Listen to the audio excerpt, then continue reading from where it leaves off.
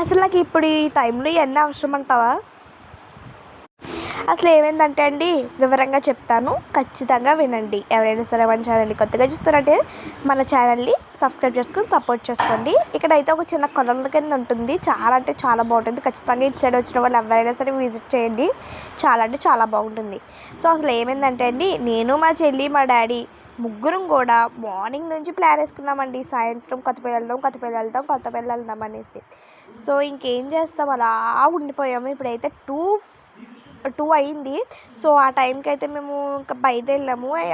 అమ్మమ్మకేమో juice కావాలి అవి ఇవి అంటే అవి కొంచెం తీసుకొద్దాము, ఇవి ఇంకా ఫోన్కి స్క్రీన్ మార్పిద్దామనేసి వెళ్ళాము.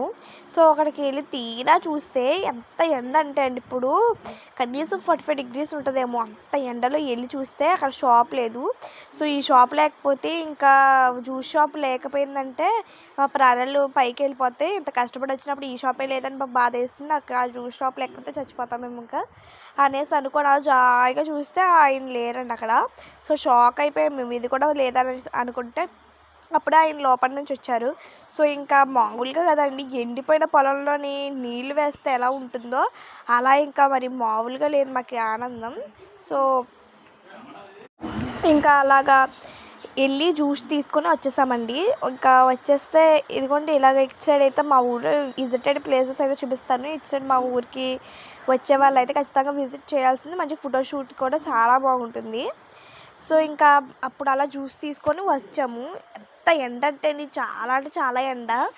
అండ్ మాకు అసలే నీరసంగా ఉంది. ఇంట్లో చాలా అంటే చాలా పనులు చేసుకున్నాం, మార్నింగ్ నుంచి చాలా కష్టపడ్డాం. ఇక్కడ మా చెల్లి తల చూసారా, చింపు జుట్టులో ఎలా ఎగురుతుందో, అసలు మామూలుగా కాదండి. ఇప్పుడైతే మా ఇంటికి ఇక్కడ నుంచి మా ఇల్లు కనిపిస్తుంది. బట్ ఇంక ఇదిగోండి మా ఊరికి ఎంట్రన్స్, కొండా చెరువు అంటారు దీన్నే.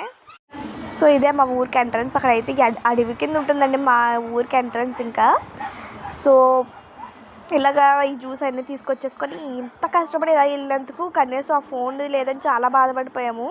సో మా ఊరికి ఎంట్రన్స్ అయిన రాగానే అదో కూల్ ఇంకా ప్లేస్ అనేది వచ్చినట్టు ఉంటుంది, అడవిలోకి ఎంట్రన్స్ అయినట్టు ఉంటుంది.